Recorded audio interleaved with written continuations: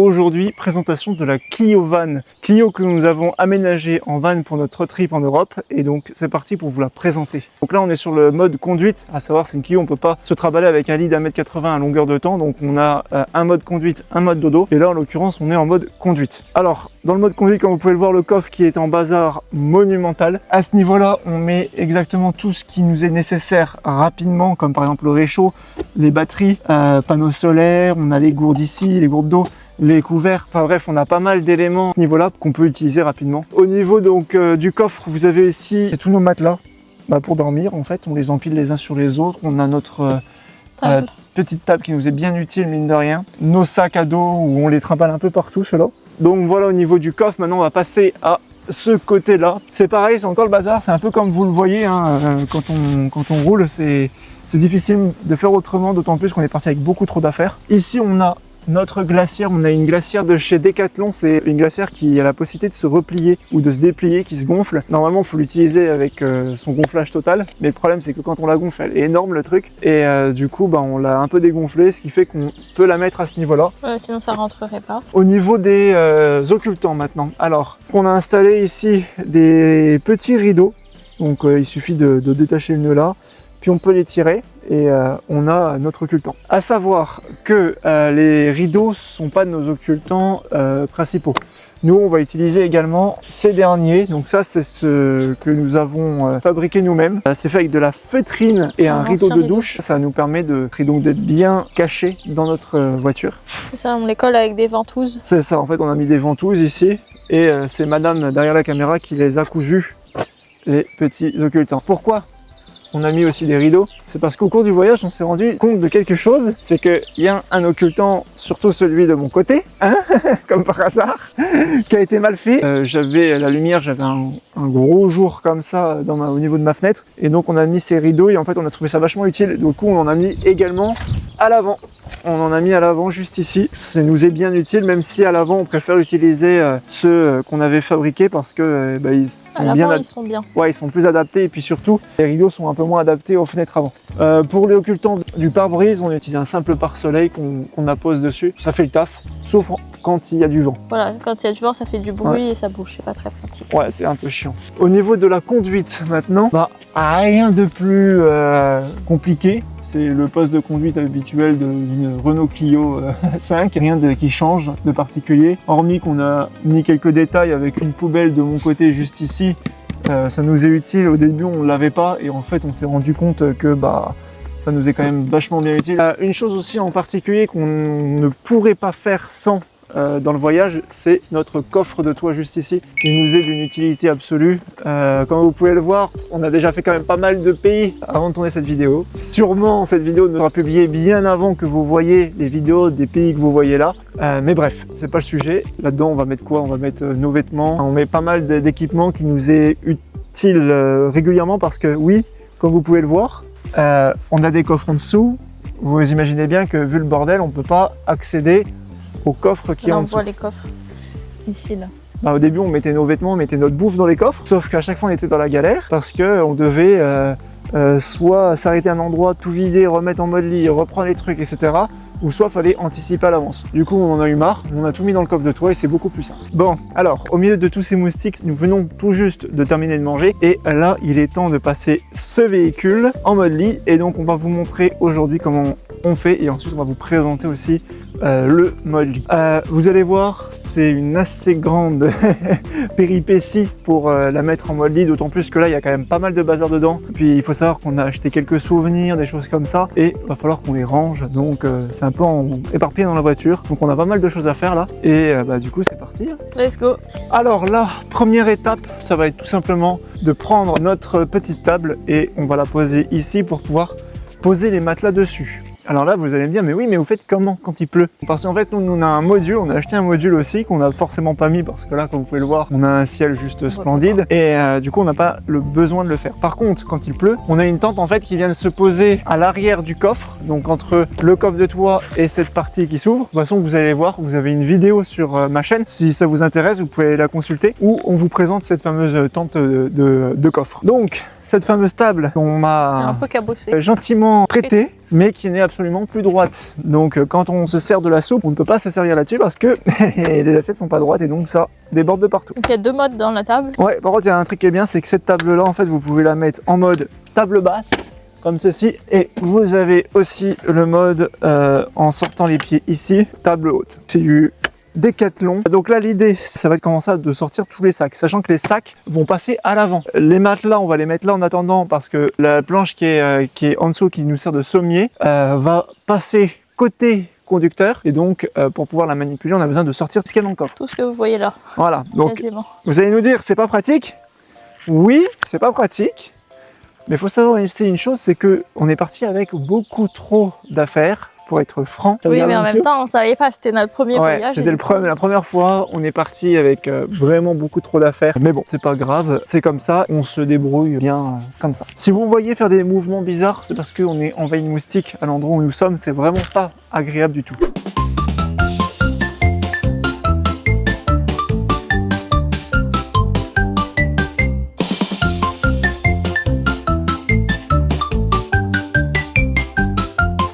Bon, alors là, pour vous expliquer, on est tout sorti exprès pour vous montrer un petit peu l'envergure du système. Habituellement, on n'a pas besoin de tout sortir. On peut très bien faire quasiment presque en ne sentant rien. On l'a déjà fait sous la pluie. C'était d'ailleurs une bonne partie de plaisir sous la pluie, je vous assure. On l'a déjà fait plusieurs fois. Là, vraiment, on a vraiment pris le temps de tout sortir. Donc là, comme vous pouvez le voir, il y a cette grosse planche qui est ici. Ça va se glisser au fond, donc elle se glisse. Et en dessous, donc, on a tous nos coffres. De ce côté, on a mis des planches sur les sièges, ça permet au pied de la planche qui va venir ici de se reposer voilà, sur la planche blanche et ne pas abîmer les sièges pour les garder en bon état. À savoir une chose, c'est que avant de la passer en mode lit, il y a une chose qu'on est obligé de faire, c'est d'avancer au maximum les sièges avant. Les sièges avant, on les avance au maximum et on retire la putette parce que sinon on ne pourrait pas les baisser comme ça. C'est vraiment sur mesure, on peut pas faire plus sur mesure que ça. Ici on a mis des accroches de chaque côté. Ça c'est pour maintenir les deux planches, pour maintenir le tout. Dans le cas où on a un accident, où il se passe quelque chose, on a besoin que le module puisse rester solidaires les uns aux autres. Parce qu'il faut savoir une chose, c'est que ce module, il est complètement du coup modulable. C'est-à-dire qu'on peut vraiment retirer tout ce que vous voyez là. Bien évidemment, quand les coffres sont vides, etc., en même pas 10 minutes, on peut retirer tous les coffres, on peut tout retirer en fait. J'ai tenu à la sécurité de mon levier de vitesse, mais aussi de mon frein à main. Et donc, on a mis en place ces systèmes-là. Ça, c'est des planches qui vont venir se caler entre les sièges et la coudoir. Cette partie-là, en fait, elle vient se glisser ici. Et en fait, ça va permettre, dans le cas où les pieds cèdent ou je ne sais X raison, que ça puisse s'appuyer là-dessus et non pas là-dessus, parce que là-dessus, ce serait dramatique. Et on veut rentrer en France à la fin. Maintenant, on va vous montrer, une fois que tout est mis en place. Donc comme vous pouvez le voir ici, nous, à la base, la planche elle était ainsi, et en fait on a fait ce système là pour gagner en termes de largeur dans la voiture, parce qu'on est deux à dormir dedans. Une fois que c'est mis en place, toc, on a juste ici à le clipser, et comme ça, tout est solidaire avec le module à l'arrière, et comme ça, on n'a pas de problème, ça bouge pas pendant la nuit. En revanche, un truc qu'on aurait pu faire au niveau du véhicule, c'est à cet endroit là, ici, il aurait fallu mettre une sorte de truc supplémentaire pour boucher le trou, parce que c'est vrai que pendant la nuit c'est un peu galère. Alors une chose qu'on n'a pas montré mais qui est quand même assez intéressant, puisque c'est ce qui nous permet de dormir dans la voiture, sans ça on ne pourrait pas, c'est les pieds de ce module là. Comme vous pouvez le voir, les pieds ils ont été coupés donc, avec la pente du siège, et ici cette partie là, ça c'est les pieds, il suffit d'appuyer là-dessus, en gros ça le plie comme ça. Et bon là je ne vais pas le faire parce que ça va être bloqué par ça. Et voilà. Et donc ça nous permet de faire des bons petits dodos. Dans cette Clio 5 van, la longueur totale ça fait 1,85 m. Quand vous voyez l'installation, peut-être que à première vue vous vous dites mais comment ils font pour dormir avec les charnières qui sont apparentes comme ça, les accroches, etc. Est-ce que c'est confortable? En fait nous on sent absolument pas. Les matelas qu'on a achetés c'est des matelas en mousse, je sais plus c'est du combien. On a pris du 12 cm d'épaisseur, donc en fait on le sent absolument pas. Voilà, on a pris du top confort. Bref, là on va vous montrer des coffres. Alors là on va vous montrer le premier coffre. Ça c'est le plus petit coffre que l'on a dans cette voiture. Ce coffre on va le déclisser de chaque côté, je sais pas si toi c'est déclissé. Et là on a juste à ouvrir et il peut se reposer ici. On ne voit rien, vous ne voyez rien. On va pas rester ça ouvert parce qu'il y a beaucoup de cadeaux qui sont à offrir. Il faut savoir qu'avant, on mettait nos vêtements. Aujourd'hui, on met les souvenirs, les cadeaux, tous ces éléments-là parce que on s'est rendu compte que c'était galère quand on avait besoin de prendre des vêtements et qu'on était en mode conduite. Que c'est pour ça qu'on a interchangé les souvenirs, ça va là, et les vêtements, ça va dans le coffre de toit. Non, vous montrer ce coffre-là. Alors maintenant, on va vous présenter le dernier coffre du véhicule qui est complètement sur mesure. Là, sur ce coffre-là, c'est bien attelé là parce que là, pour le coup, il est difficile de faire plus sur mesure que ça. Donc, toujours le système de fermeture ici présent. On vient d'éclipser ici. En fait, pour ouvrir le coffre, comme vous pouvez le remarquer, sur chaque côté ici et ici, on a des éléments qui ressortent. Et donc ces éléments, ils nous enquiquinent. Donc du coup, on s'est dit, pourquoi pas faire ce système-là avec des charnières, on aime bien les charnières ici. On vient les rabattre chacun comme ceci. On a dû couper aussi ici les triangles. Ici, on a une sorte de bosse et donc ça ne passait pas. Bref, on a fait ce système-là. On vient l'ouvrir comme ceci. Et là, on a une cale ici qu'on vient mettre là. On pousse et voilà. Et le coffre reste ouvert. C'est un système vachement utile. Franchement, si on n'avait pas eu ça, ça aurait été sacrément chiant. Et là, là dans ce coffre-là, comme vous pouvez le voir, on va mettre, on a quand même un bac de nourriture. Ici, on a un bac un peu vide. Il y avait des vêtements avant qu'on va renvoyer en France. Bon, maintenant, on va remettre nos matelas dans la voiture parce que là, on est en train de se faire bouffer de moustiques. Les moustiques qui sont en train de rentrer, je vous assure, on doit être à une 50aine de moustiques autour de nous. Donc, ça va être compliqué. On va peut-être sûrement aussi devoir capturer des grenouilles dans le ruisseau juste à côté pour les mettre dans la voiture pour qu'ils bouffent les moustiques.